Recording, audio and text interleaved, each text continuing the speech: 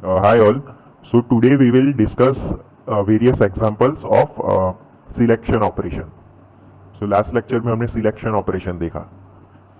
Now सारी examples के लिए हम ये employee table consider करेंगे. So it has 5 records और columns है employee ID, name, department, age and salary. अभी पहला सिंपलेस्ट ऑपरेशन है सिलेक्ट ऑपरेशन का.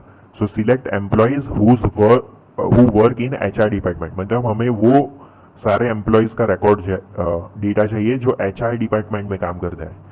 तो इसमें हम सिंपली जो सिलेक्शन ऑपरेशन इस तरीके से लिखेंगे. सो सिग्मा, फिर टेबल नेम की जगह एम्प्लॉय, क्योंकि टेबल का नाम एम्प्लॉय है, और फिर सबस्क्रिप्ट में मतलब थोड़ा सा नीचे सिग्मा और टेबल नेम के बीच में थोड़ा सबस्क्रिप्ट में वो कंडीशन हम मेंशन करेंगे. सो कॉलम नेम जो है department should be equal to HR. So HR जो है, अभी देखो डिपार्टमेंट में जो वैल्यूज मेंशन्ड है वो सारे ही मतलब वैरकेर होंगे. वो वैरकेर डेटा टाइप है एक्चुअली डिपार्टमेंट कॉलम का. सो वैरकेर मतलब आप उसमें कैरेक्टर्स मतलब अल्फा न्यूमेरिक 0 to 9 और A to Z कोई भी वैल्यूज आप स्टोर कर सकते हो. जैसे कि HR, IT, फिर फाइनेंस में भी अगर 2 डिपार्टमेंट हो गए जैसे कि फाइनेंस 1, फाइनेंस 2, सो वो भी आप स्टोर कर पाओगे. तो वैरकेर डेटा टाइप होता है तो हम सिंगल कोट से डिनोट करते हैं, मतलब जो भी स्ट्रिंग या सेट ऑफ कैरेक्टर्स हो. So department equal to in single quotes will mention HR. So ये हमें फाइनली ये पर्टिकुलर रिजल्ट देगा. तो हम देख सकते हैं कि HR में टोटल 2 एम्प्लॉयज काम करते हैं, जैसे कि मतलब अदिति एंड प्रिया. सो उनके रिकॉर्ड्स हमें डिस्प्ले कर देगा ये. So this was one example. Now moving to next example. Now हमें वो एम्प्लॉय सिलेक्ट करना है जिनकी एज 25 है. तो यहाँ पर आप देख सकते हो एक ही एम्प्लॉय है Aditi whose age is 25. So again sigma, फिर टेबल का नाम employee and then column name use करके हम वो कंडीशन मेंशन करेंगे. सो यहाँ पर कॉलम नेम एज है तो हम एज ही यूज करेंगे. So age is equal to 25 and the output will be like this. Now next is हमें वो सारे एम्प्लॉयज चाहिए जिनका डिपार्टमेंट आईटी नहीं है. तो इसमें हम not equal to operator use करेंगे इन वेयर कंडीशन. तो हम देख सकते हैं कि आईटी में जो नहीं है वो 3 ही रिकॉर्ड्स है. That is HR department Aditi, then finance department Sneha and HR department again Priya. So 3 records मिलने चाहिए. तो हम कंडीशन ऑपरेशन सिग्मा यूज करेंगे selection operation. So sigma employ department not equal to IT, और आईटी सिंगल कोट्स में, और इससे हमें ये 3 रिकॉर्ड्स रिजल्ट में मिल जाएंगे. तो अभी देखो हम सिलेक्शन ऑपरेशन अप्लाई कर रहे हैं तो रिजल्ट में हमें अगेन टेबल ही मिल रहा है. सो दिस वाज रिगार्डिंग द, जैसा कि मैंने पहले लेक्चर्स में कहा था कि रिलेशनल अलजेब्रा में जो भी ऑपरेशंस है वो रिलेशंस पर काम करते हैं और प्रोड्यूस अगेन न्यू रिलेशन ही करते हैं. मतलब नया हमें जो रिजल्ट देंगे वो टेबल के फॉर्म में ही देंगे. Now next is less than and greater than operator. तो अगर हमें वो सारे एम्प्लॉयज है जिनकी सैलरी लेस देन 50,000 है तो हम अगेन सिलेक्शन ऑपरेशन यूज करेंगे. Sigma employ column name that is salary less than 50,000. फिर हमें अगेन एज, वो सारे एम्प्लॉयज चाहिए जिनकी एज ग्रेटर देन 27 है. So sigma employ age greater than 27. And इस तरीके से हमें रिकॉर्ड्स मिल जाएंगे based on condition. And similarly less than equal to operator है. सो अगर हमें सारे एम्प्लॉयज चाहिए जिनकी age less than equal to 25 है तो यहाँ पर हम कंडीशन जो भी है वो स्पेसिफाई कर देंगे, that is age less than equal to 25.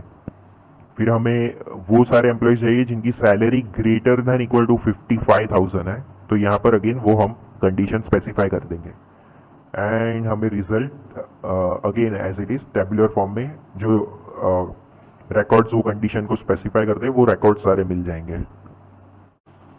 फिर है एंड ऑपरेटर एंड और ऑपरेटर।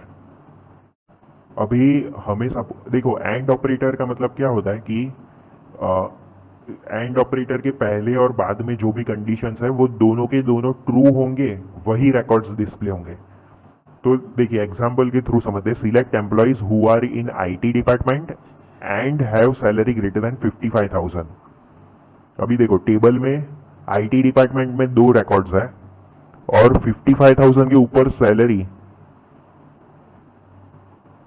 हाँ 55,000 से ज्यादा सैलरी चाहिए। तो ये राहुल जो है उसकी तो 55,000 सैलरी, तो ये सिलेक्ट नहीं होगा। लेकिन अर्जुन जो है उसकी 60,000 सैलरी है, तो ये सिलेक्ट होगा, क्योंकि ये दोनों के दोनों कंडीशन सेटिस्फाई कर रहा है। मतलब डिपार्टमेंट भी आईटी है और सैलरी ग्रेटर देन 55,000 है। लेकिन जो राहुल का रिकॉर्ड है वो सिर्फ एक ही कंडीशन स्पेसिफाई कर रहा है, दैट इज आईटी डिपार्टमेंट तो है लेकिन 55,000 से ज्यादा सैलरी नहीं है। तो एंड ऑपरेटर के लिए हम ये सिंबल यूज करते हैं, ये होता है। और अगेन हम ऑपरेशन लिखेंगे, selection operation sigma employ, so department equal to IT and salary greater than 55,000।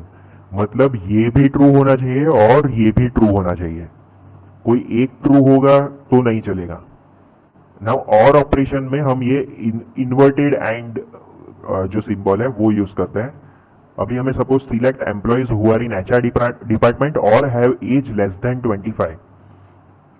तो इस केस में जो डिपार्टमेंट इक्वल टू एचआर और एज लेस देन 25 ये कंडीशन स्पेसिफाई करेंगे।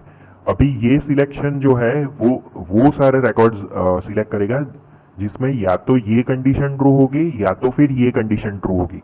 दोनों ट्रू हो वो जरूरी नहीं है, लेकिन दोनों फॉल्स अगर हो गई तो वो तो सिलेक्ट होगा ही नहीं। तो देखो डिपार्टमेंट इक्वल टू एचआर, तो देखो पहला जो है अदिति का रिकॉर्ड, वो उसका डिपार्टमेंट एचआर है, वो तो वो सिलेक्ट हो गई, वो रिकॉर्ड सिलेक्ट हो गया। लेकिन एज उसकी 25 से कम नहीं है, तब भी वो सिलेक्ट हो गया क्योंकि और ऑपरेटर है।